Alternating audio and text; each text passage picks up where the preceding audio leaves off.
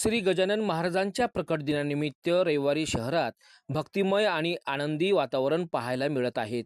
साईनगर येथील श्री संत गजानन गणेश साई मंदिरात हजारो भाविकांनी दर्शनाकरिता गर्दी केली असून शनिवारपासूनच शेकडो भाविक मंदिरात विविध सेवा देत आहेत। प्रकट दिनानिमित्त सकाळी बाबांचा अभिषेक करण्यात आला, त्यानंतर विधिवत होम हवन पार पडले। दुपारपासून भाविकांकरिता महाप्रसाद कार्यक्रमाला सुरुवात झाली असून दरवर्षीप्रमाणे यंदा सुद्धा मोठ्या संख्येने भाविकांनी महाप्रसादाचा लाभ घेतला।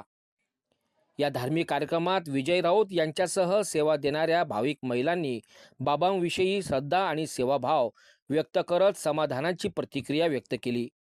ऐकूनच गजानन महाराजांच्या प्रकट दिनानिमित्त शहरात श्रद्धा, सेवा आणि भक्तीचा संगम पाहायला मिळत आहे। जय गजानन। माझं नाव वैशाली संजय जाजू। आम्ही दर गुरुवारी सेवा देतो इथे आणि खिचडीचा प्रसाद असतो ते आम्ही 10-10:30 पर्यंत 11 पर्यंत भक्तांना सगळ्यांना सेवा देतो। आणि आजच्या प्रगट दिवसाचा आमचा एवढा आनंद आहे की आमचा एवढा उत्साह आहे की महाप्रसाद आणि सकाळपासून आम्ही कालपासून परवापासून इथे आमची सेवा देत आहे आणि खूप आम्हाला आनंद होत आहे। अभिषेक आणि होम हवन पूजा आणि सगळ्या भक्तांची सेवा आणि हे करू। जय गजानन। विजय राऊत। काय संस्थाचं नाव आपल्या किती वर्षापासून हा सोहळा इथं हा साजरा श्री होतोय? गणेश गजानन साई मंदिर, रजिस्टर नंबर 2268 आणि जवळपास बरेच वर्षापासून इथे महाप्रसादाचे भव्य आयोजन केले जातात।